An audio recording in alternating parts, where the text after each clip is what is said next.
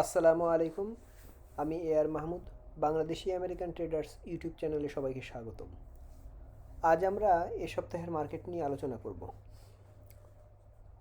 প্রথমে আমরা বিটকয়েন চার্টটা দেখার চেষ্টা করব। এখানে বিটকয়েনের ডেইলি চার্টটা দেখা যাচ্ছে। তো এখানে দেখুন, বিটকয়েনের একটা রেঞ্জের ভিতরে এটা বেশ কিছুদিন এখান থেকে আপনার 13 জুন থেকে এখন পর্যন্ত একটা রেঞ্জের ভিতর এটা কনসলিডেশন করছে। অর্থাৎ এখানে দেখুন, এই নিচের সাপোর্ট লাইনে চারবার ট্রাই করেছে এটা ব্রেক করার, কিন্তু এখান থেকে আবার বাউন্স করেছে প্রাইস। আর এইখানে অ্যারাউন্ড তিনবার রেসিস্ট্যান্স লাইনে এটা ব্রেক করার চেষ্টা করেছে, কিন্তু এখান থেকে প্রাইস রিজেক্ট হয়েছে। বর্তমানে বিটকয়েনের প্রাইস 19,490। তো এই মুহূর্তে যেটা সম্ভাবনা সেটা কিন্তু এখান থেকে দেখুন, যে এখানে একটা মিডল লাইনে যদি আমরা আঁকার চেষ্টা করি,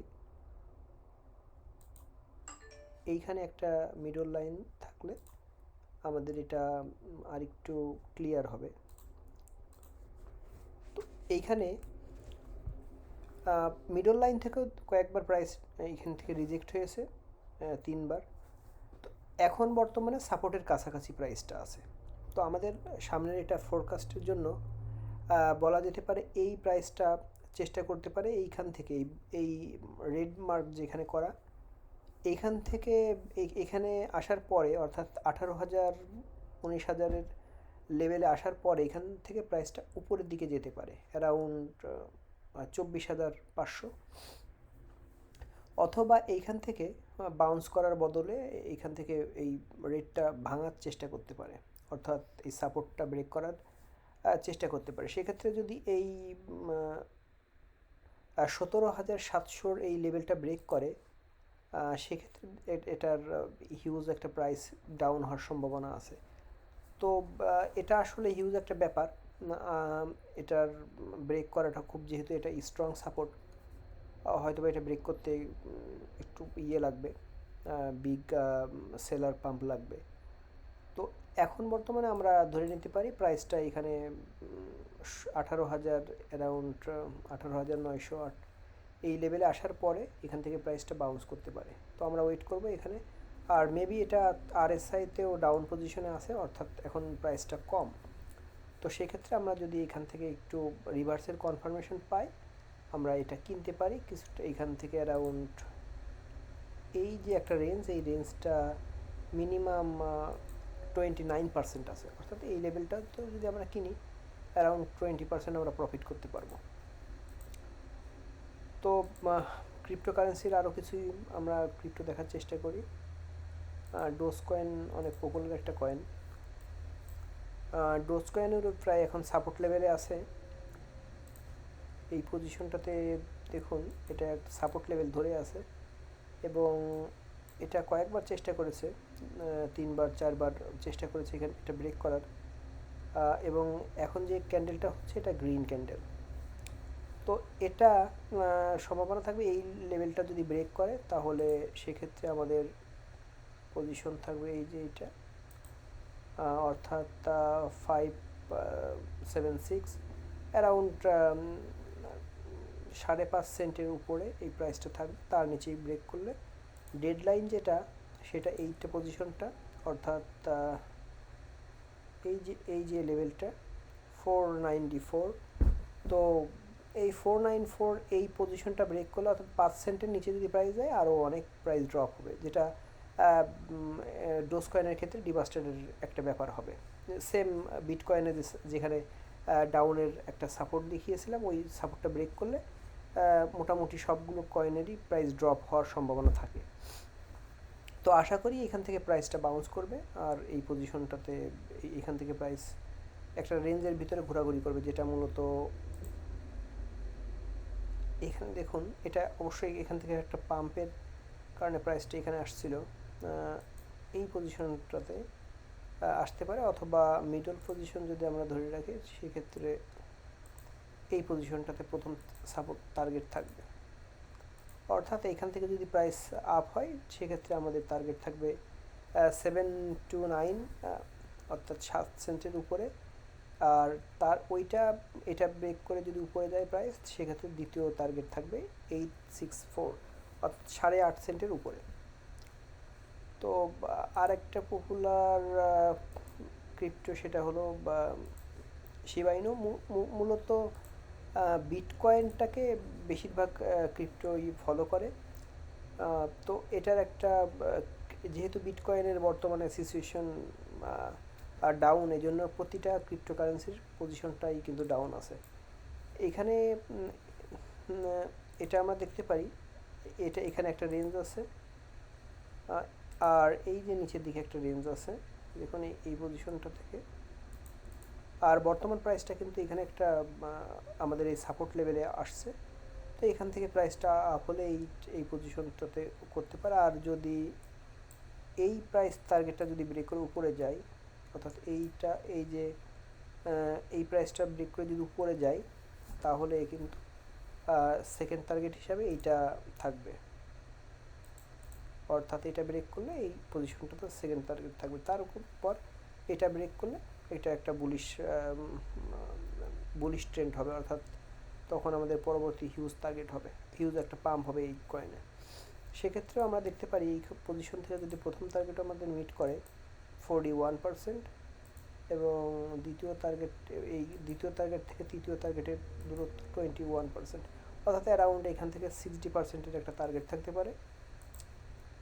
আর এবার আমরা দেখার চেষ্টা করব স্টক মার্কেটের কন্ডিশন। প্রথমে আমরা S&P 500 দেখার চেষ্টা করব। এটা মূলত ইউএস মার্কেটকে রিপ্রেজেন্ট করে। এইখানে দেখুন, এখানে একটা সিমেট্রিক্যাল ট্রায়াঙ্গল আঁকা হয়েছে, এটা ডেইলি টাইম ফ্রেমে, এবং এটা ব্রেক করে দেখুন দুইটা ক্যান্ডেল, প্রথম ক্যান্ডেলটা ট্রাই করেছে এটা ব্রেক করার বিগ ক্যান্ডেলের মাধ্যমে, এবং পরের ক্যান্ডেলটা নিচে ড্রপ করেছে। এটা কিন্তু হ্যামার তৈরি করেছে দেখুন, অর্থাৎ এই হ্যামার থেকে কিন্তু প্রাইসটা রিভার্স করে। কিন্তু যেহেতু কেবলমাত্র এই সিমেট্রিক্যাল ট্রায়াঙ্গল ব্রেক করলো এবং এই সপ্তাহে ফেডারেল মিটিং আছে, তো সেক্ষেত্রে আমাদের ওয়েট করা লাগবে মিটিংয়ের রেজাল্টের উপরে। আর এছাড়াও এই মিটিং থেকে যদি গুড নিউজ আসে, মার্কেট রিভার্স করতে পারে। আর যদি এইখান থেকে যদি কোনো ব্যাড নিউজ আসে, সেক্ষেত্রে প্রাইসটা কন্টিনিউ পড়তে পারে। কিন্তু টেকনিক্যাল অ্যানালাইসিস এখানে বলছে যেটা মাত্রই কিন্তু এটা ব্রেক হয়েছে, এই যে সাপোর্টটা ব্রেক হওয়ার পরে পরবর্তী সাপোর্ট আমাদের কোথায় কোথায় থাকতে পারে এটা আমরা দেখার চেষ্টা করব। এইখানে দেখুন, এইখানে একটা সাপোর্ট আছে, অর্থাৎ 380। আমরা যদি এটা কালার চেঞ্জ করে দেই, এটা দেখতে পাবো এই যে 380, এবং তারপরে যে টার্গেটটা সেটা কিন্তু আমরা এই পজিশনটাতে দেখতে পাই অ্যারাউন্ড 373। যেহেতু এটা ট্রেডিং ভিউ, এখানে $2-1 আপ ডাউন থাকে রিয়েল মার্কেট থেকে, সেক্ষেত্রে আমরা এটা অ্যাডজাস্ট করে নিব। চার্টিংয়ের ক্ষেত্রে এই দাগটাই আমরা চেষ্টা করব রিয়েল মার্কেটে দেওয়ার।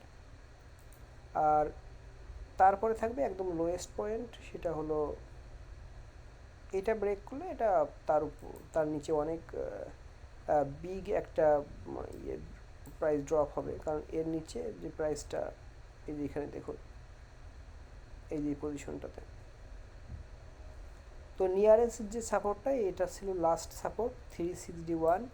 তো আপাতত আমাদের এই সপ্তাহে এতদূর আসার সম্ভাবনা নেই। এটা আমাদের কাউন্ট হলো যদি প্রাইসটা কন্টিনিউয়াসলি নিচের দিকে যায়, সেক্ষেত্রে প্রথম টার্গেট 380, তারপর 373, এবং তারপর 360। আর প্রাইসটা যদি এখান থেকে রিভার্স করে, সেক্ষেত্রে আমাদের কিন্তু প্রথমে এই পার্পল লাইনটা টাচ করবে, অর্থাৎ পার্পল লাইনটা রিটেস্ট করবে। রিটেস্ট করার পরে সিদ্ধান্ত নেবে যে এটা আবার কন্টিনিউয়াসলি আপ ট্রেন্ডে থাকবে না এখান থেকে রিজেক্ট হবে। যেহেতু এইখানে নিচে একটা হ্যামার ক্যান্ডেল, এই হ্যামার ক্যান্ডেল সাধারণত রিভার্স করে প্রাইসকে, এবং এটা একটা বুলিশ রিভার্সাল ক্যান্ডেলস্টিক, অর্থাৎ এইটার টার্ম হবে যে এই ক্যান্ডেলের উপরে যদি প্রাইসটা ক্লোজ করে, তাহলে এখান থেকে প্রাইসটা রিভার্স হবে, অর্থাৎ সেক্ষেত্রে আমাদের প্রাইসটা আপ হওয়ার সম্ভাবনা থাকবে। আর সে কিন্তু এখানে দেখুন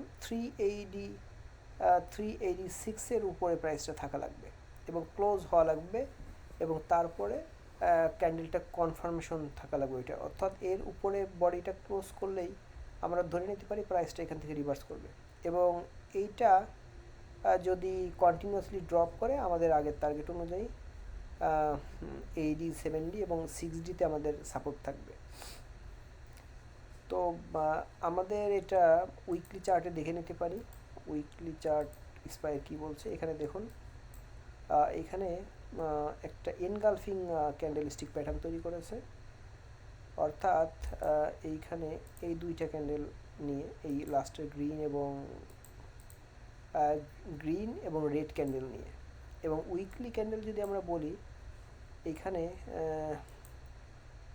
একটা কন্টিনিউয়াসলি কিন্তু এখানে ডাউন ট্রেন্ডে আছে। এখানে দেখুন কন্টিনিউয়াসলি ডাউন ট্রেন্ডে আছে। তো এটা যদি এনগালফ পজিশন থেকে হয়, যেটা প্রাইস এইখান থেকে ড্রপ করে, তো এখান থেকে যদি কন্টিনিউয়াসলি ড্রপ করে, দেখুন এইখানে 366-এ একটা বটম একটা সাপোর্ট আছে এখানে একদম নিচের পজিশনটাতে, তারপরে পরের সাপোর্টগুলো ধরা হবে। তো এটা একটা হিউজ প্রাইস ড্রপ হবে যদি এখান থেকে এই 366-এ যায়। আর এছাড়াও আমরা ডেইলিতে আর একটু দেখার চেষ্টা করব, সেটা হলো এখানে দেখুন